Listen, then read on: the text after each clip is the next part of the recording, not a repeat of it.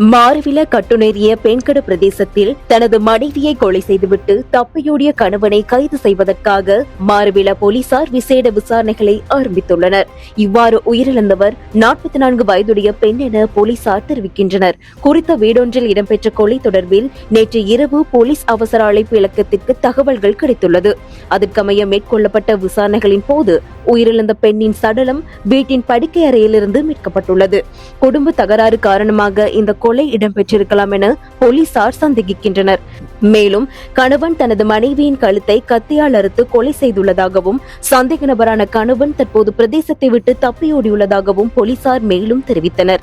இந்த கொடூர சம்பவம் தொடர்பான நீதவான் விசாரணைகள் இடம்பெற்றுள்ளதுடன் மாரவில போலீசார் மேலதிக விசாரணைகளை தீவிரமாக மேற்கொண்டு வருகின்றனர். உறுதிப்படுத்தப்பட்ட உண்மை செய்திகளை உடனுக்குடன் தெரிந்து கொள்ள ஆயுள் மீடியாவை ஃபாலோ செய்யுங்கள்.